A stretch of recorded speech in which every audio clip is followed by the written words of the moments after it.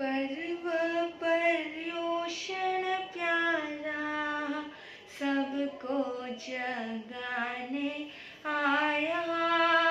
पर्व पर्युषण प्यारा सबको जगाने आया। सत्य संदेश मनोहर सबको सुनाने आया। सत्य संदेश मनोहर सबको सुनाने आया।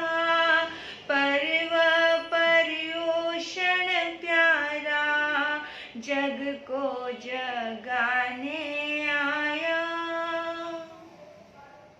प्रिय आत्मन, पर्वाधिराज पर्व पर्युषण का चतुर्थ दिन आप सभी के लिए कल्याणकारी हो, मंगलकारी हो।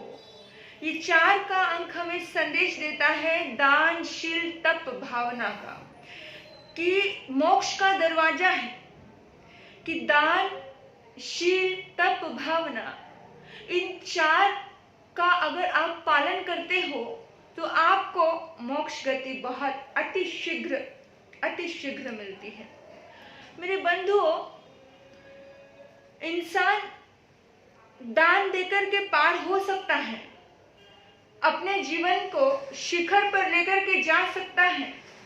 ऐसे इस धरती पर ऐसे ऐसे महान दानी हैं जिन्होंने अपना सर्वस्व लौटा दिया, सब कुछ लौटा दिया। आप देखिए, ऐसे ही दुनिया किसी को याद नहीं करती है। शालिभद्र को ऐसी रिद्धि समृद्धि क्यों मिली? कभी सोचा आपने? किस वजह से मिली? एक बच्चा तड़पता है खीर खाने के लिए, लेकिन वही खीर बड़े भाव से, बड़े भक्ति से एक संत के पात्र में बहरा दी जाती है, और वो बच्चा, उस बच्चे के भीतर में एक विशेष भावना जागती है, अहोभाव जागता है। अपने आप को वो धन्य धन्य फील करता है।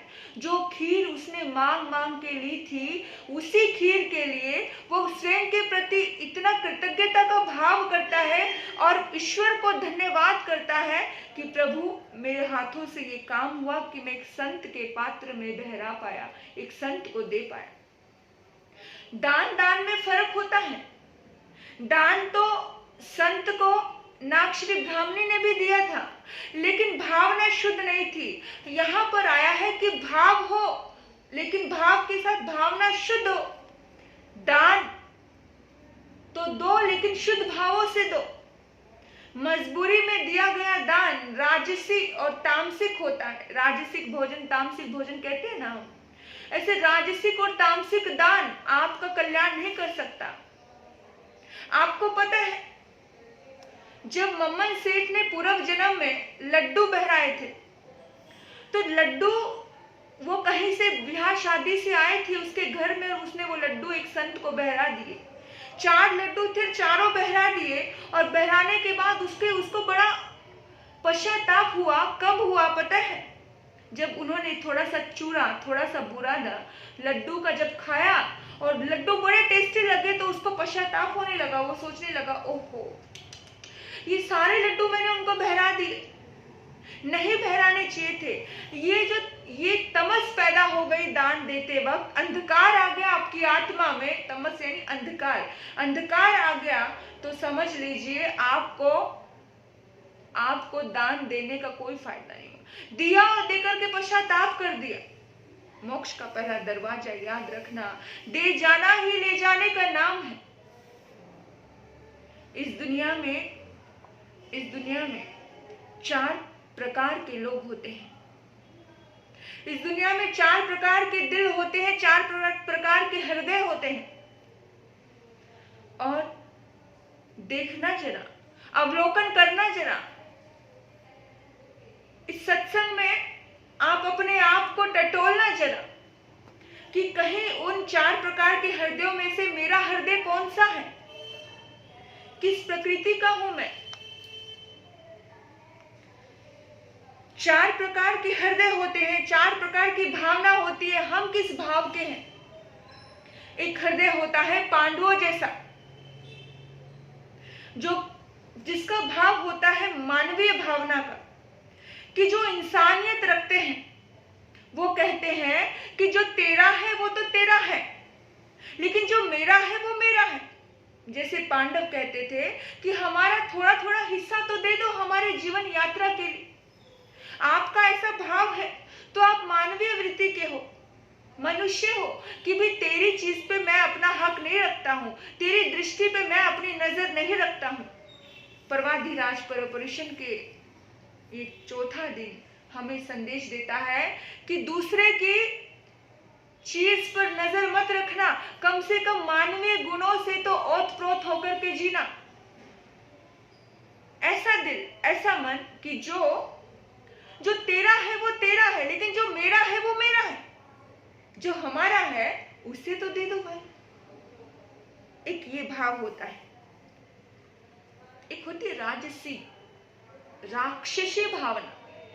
राक्षसी भावना ऐसी होती है कि जो तेरा है वो भी मेरा है और जो मेरा है वो भी मेरा है।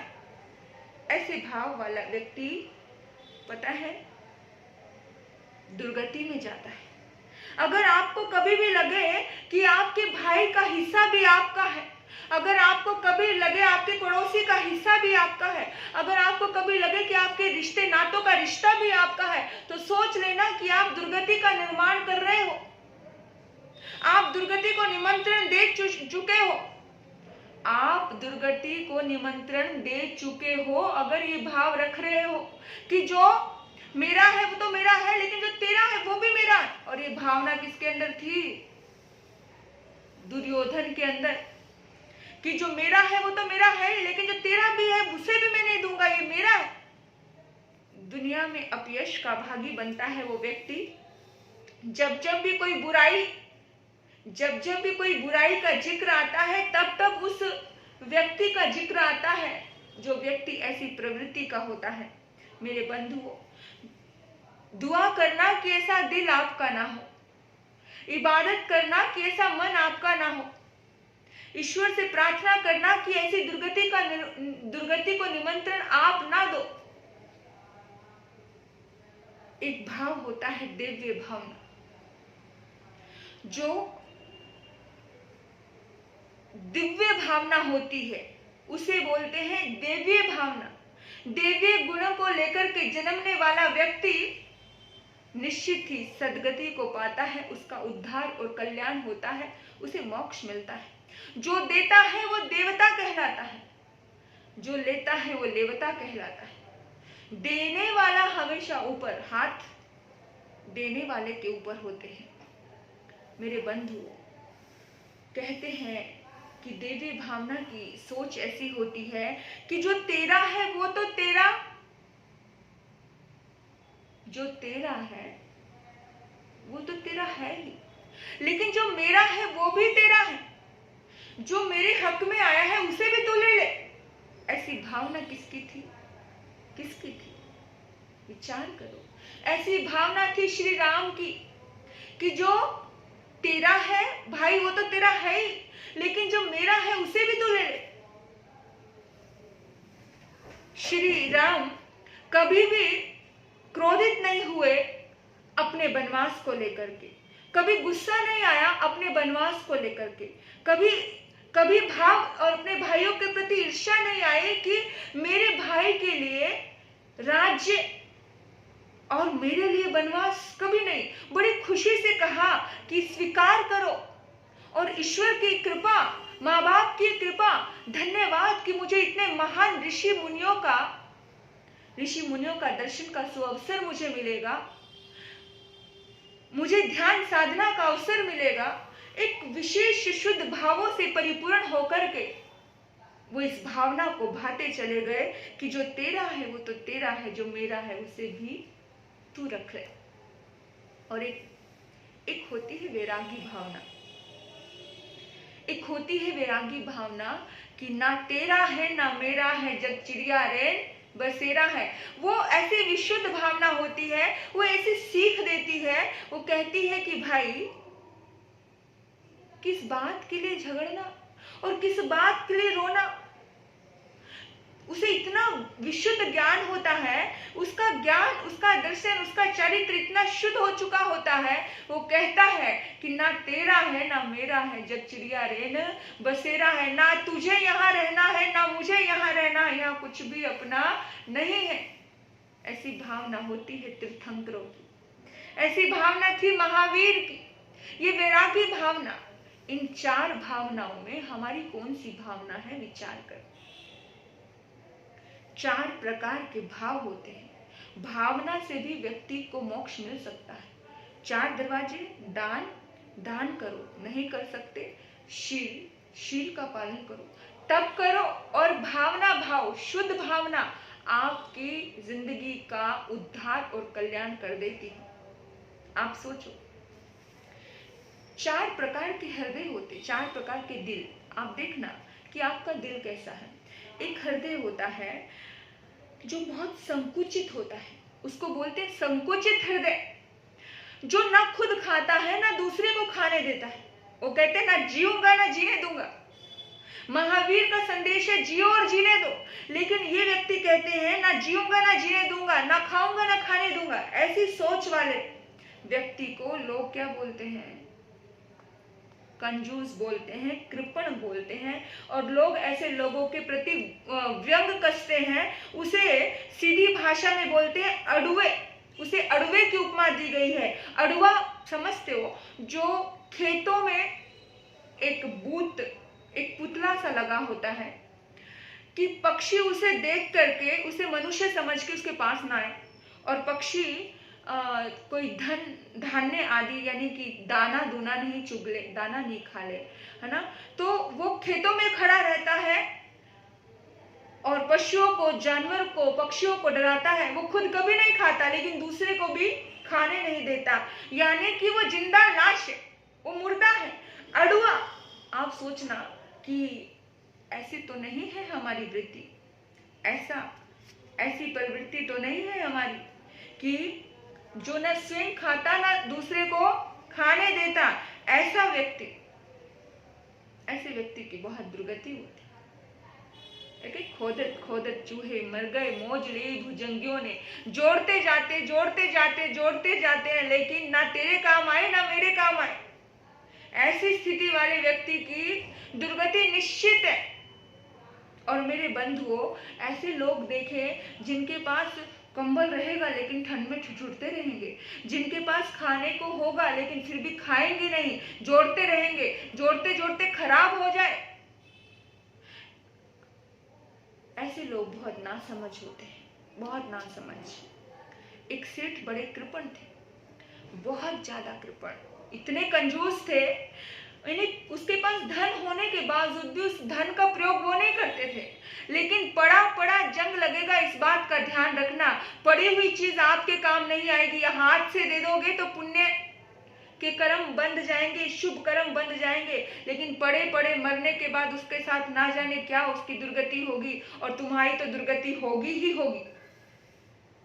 आपको पता है, वो सेठ कहने को सेठ था लेकिन कंजूस था। उसके बच्चे तरसते रहते थे छोटी छोटी चीजों के लिए। आज मेला था गांव में, उसने कहा बच्चों ने कि पापा हमें लेकर के जाओ मेले में, हमारे दोस्त गए हैं, हमारे आस पड़ोस के सारे बच्चे गए हैं, हमें भी कुछ खरीदना है, हमें भी कुछ खाना है।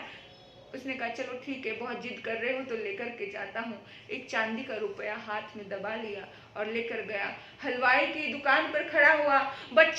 बच्चों के मुंह में पानी आ रहा है कि अभी हमारे मुंह में गरम गरम जलेबी आएगी, अभी हम ये मिठाई खाएंगे, अभी हम वो मिठाई खाएंगे। इतने में उसने जैसे ही उसने मिठाई पैक करके दी और उसने कुछ पैसे देने चाहे, तो उसने देखा कि वो जो चांदी के सिक्के को पसीना आ गया, और जैसे ही पसीना आ गया तो उसका दिल दर्द से रोने लगा। वो कहता कि अरे बेटा देख, रुपया रो रहा है। और इस रोते हुए रुपए को मैं कैसे दे दूं, वो मुझसे मेरे से दूर जाना नहीं चाहता। जिसे नहीं देना है ना वो 100 बहाने देता है, पता है, जिसे देना है वो बहाना नहीं देता, जिसे नहीं देना है वो 100 बहाने देगा। महाराज जी मंदी चल रही है, महाराज जी कोरोना आ गया है, गुर्दे, मतलब 100 बहाने। और अच्छा, मैं अपने पिता से पूछकर बताऊंगा, पिता को पूछता नहीं होगा कभी भी, लेकिन जब देना पड़े तो पिता से पूछूंगा। और वैसे पिता बोल देता है बेटों को पूछेंगे, सास बोल देती है बहुओं को पूछेंगे, बहू बोल देती है किसको, सास को पूछेंगे। यानी जब देने की बारी आती है तब नानी याद आ जाती है। ऐसे लोगों की जिंदगी में दुर्गति, ना खाओ ना खाने। और उसने कहा कि पैसा रो रहा है, नहीं, बहाना चाहिए इंसान को, किसी न किसी चीज का बहाना इंसान खोजता है और बहाना ही चाहिए। और वो बहाना कर रहा था और बच्चे रोने लगे। वो कहते बच्चे रोए तो रोए, हे रुपये तुझे रोने नहीं दूंगा। और उसने फिर से कहा कि तेरी जलेबी नहीं चाहिए, और अपना वो चांदी का रुपया कहाँ डाल लिया, अपनी जेब में डाल लिया। तो ऐसे लोगों को मधुमक्खी की उपमा दी। मधुमक्खी ऐसी जीव होती है जिसे छीनना पड़ता है, अगर तुम नहीं दोगे तो छीन लिया जाएगा। मधुमक्खी ना तो शहद को पीती है ना खुद खाती है, बस संजो के रखती है। और एक दिन ऐसा आता है कि उसका सारा सब कुछ छिन जाता है, वो सब लुट जाता है, सब तबाह हो जाता है। तबाह होने से पहले देना शुरू कर दो। ऐसे लोग ऐसे होते हैं, जब उनको मरना होता है तो उस वक्त भी वो जहर भी दूसरे से कहेंगे भी ला दो मुझे मरना है। तो ऐसे संकुचित हृदय कि लोग ऐसे इंसान कहलाने के लायक भी नहीं है, और उनकी सदगति को तो भूल जाए ऐसे लोग कि उन्हें कुछ अच्छा जीवन मिल जाएगा। दूसरे नंबर के लोग होते हैं, दूसरे नंबर के हृदय होता है अनुदार हृदय। ये प्रथम संकुचित हृदय से थोड़ा कुछ अच्छे होते हैं, ये स्वयं तो खाते हैं पर दूसरे को खाने नहीं देते। ये खुद तो जीते हैं आराम से, ऐश आराम करते हैं, अपना पेट तो भरते हैं, लेकिन दूसरे का पेट नहीं भर जाए ये उनको लगा रहता है कि मेरा घर भरे, लेकिन दूसरे को क्या नहीं होना चाहिए, दूसरे का भला नहीं होना चाहिए, मेरा भला हो। यानी कि ऐसे लोगों को कुत्ते की वृत्ति, कुत्ते का नाम दिया गया। अब देखो, आपका हृदय कुत्ते की वृत्ति जैसा है, आपका मन कुत्ते का जैसा है, वैसे कोई कुत्ता कह दो तो आप भौंकने लगते हो, आप बोलने लगते हो, आप गुस्सा करने लगते हो कि मैं ऐसा नहीं हूं। ऐसे लोगों को कुत्ते की वृत्ति का नाम दिया है। जो जब कुत्ता खाता है ना तो उसके सामने अगर कोई दूसरा कुत्ता आ जाए खाने के लिए तो इंसान क्या करता है, वो कुत्ता क्या करता है, उसको घूरने लगता है। याद रखो, अगर मेघ समुद्र से पानी लेकर के वर्षा ना करे, उस मेघ का हालत कैसे हो जाती है, वो काले पड़ जाते हैं, लेकिन जैसे ही वर्षा हो जाती है तो वो सफेद हो जाते हैं। यानी इंसान के पास कुछ है, और वो इंसान अगर बरसाना नहीं जानता, देना नहीं जानता है, तो वो कालश से भर जाता है। उसकी जिंदगी में केवल अंधकार ही अंधकार होता है, उसके पास सूर्य उदित रोशनी नहीं होती, यानी कि आनंद नहीं होता है। इस बात का विशेष रूप से हमें ध्यान रखना है। जो दुखिया के काम ना आए वो धन किस काम का, जो दुखिया के काम ना आए वो धन किस काम का, जो डूबते को ना बचाए वो तैराक किस काम का, जो डूबते को ना बचाए वो तैराक किस काम का। तो तुम किसी काम के तो बनो मेरे भाई, किसी काम के तो बनो। तीसरे नंबर का होता है उदार हृदय। उदार हृदय वाले व्यक्ति को सब लोग पसंद करते हैं। ये स्वयं भी खाता है, ये दूसरों को भी खिलाता है, ये दुआएं भी लेता है, बहुत दुआएं बटोरता है। जैसे वो दूसरे की फिक्र भी करता है। ये व्यक्ति धार्मिक होते हैं, वो दूसरे की इस कदर फिक्र करते हैं कि भाई मैंने खा लिया दूसरा भी खाए। वो ऊपर से गाय कैसे चढ़ती है, घास ऊपर से चढ़ती है और दूसरे के लिए भी वो रखती है। लेकिन गधा कैसे होता है, जड़ से उखाड़ लेता है। जो जड़ से उखाड़ ले उसे गधा कहा जाता है ना। आपने देखा होगा कि वो दूसरे के लिए छोड़ता नहीं है। तो हम गधे जैसे ना बने। हाँ, आपने देखा हाथी जब खाता है तो अपनी सूंड जब लेता है तो सूंड से चारों तरफ वो बिखेर देता है। किसको बिखेर देता है? खाने वाली चीज को, ताकि आसपास की छोटे छोटे जीव जंतु उसे खा सके। इतना इतना वो भाव होता है। कौवा जब खाता है तब वो भी काव काव करता है। जो बांट के खाता है उसको बहुत अच्छी श्रेणी में रखा है। एक बहुत बड़े सेठ थे, बहुत बड़े अरबपति थे। लोग उन्हें अरबपति कहते थे, लेकिन वो सेठ कहते थे कि भाई मुझे अरबपति मत कहो।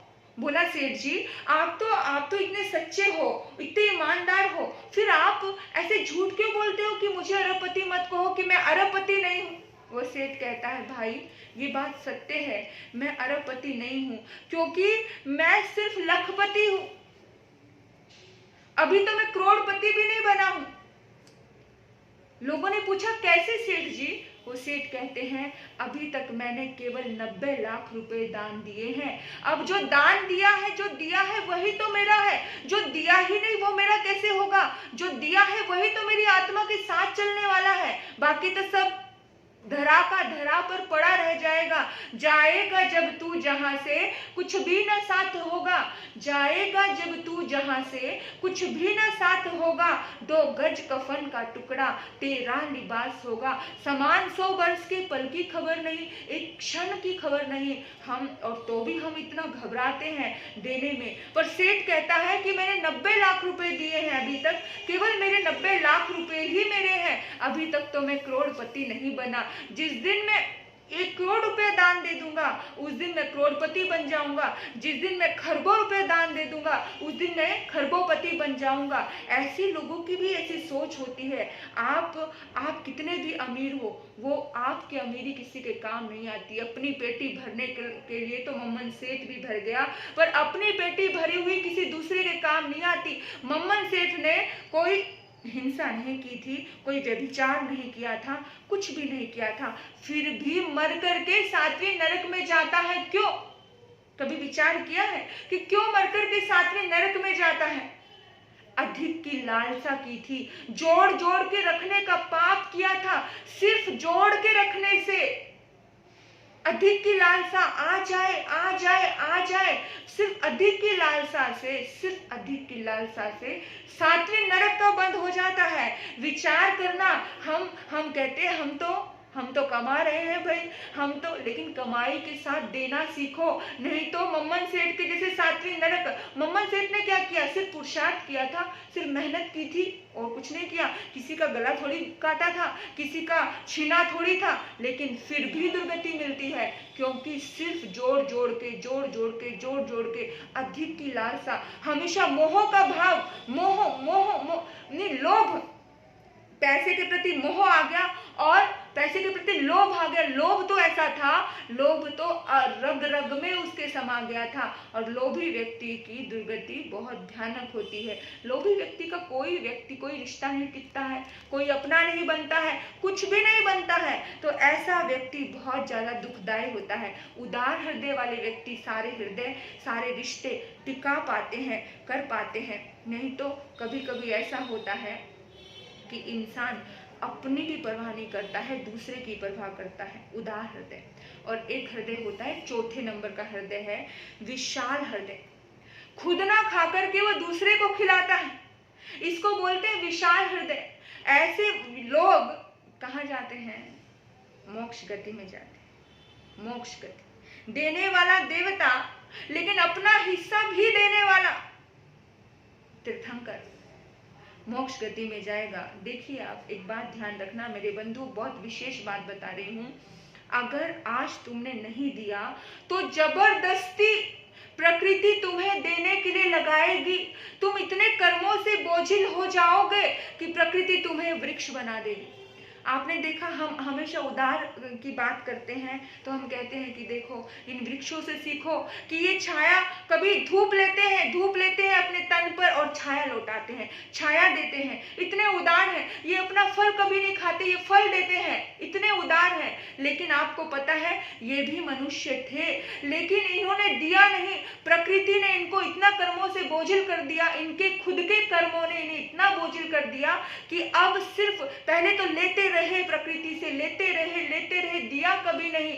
आप पूरी प्रकृति से पानी लेते हो, नदियों से पानी लेते हो। हाँ, पूरा बरसात आती है तो हम पानी को इतने अच्छे से खुशी से स्वीकार करते हैं, पर कभी जब गर्मी आई तो कभी आपको लगा कि मैं कहीं पे प्याऊ दान दूं, मैं कहीं पर ऐसा विशेष कार्य करूं जो प्यासी लोग है पी पाए।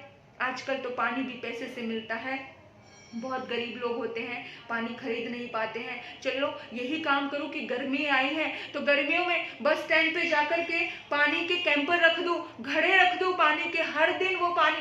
याद रखना, लोगों में जिन्होंने पानी का दान दिया, कितनी बार पानी से ही उनकी मौत होती है। जो दोगे ही नहीं वो तुम्हारी सुरक्षा कैसे करेगा? जिसको प्रेम से आप बांटोगे वही तो तुम्हारी सुरक्षा करेगा ना, वही तो पुण्य तुम्हारा कमाया होगा ना।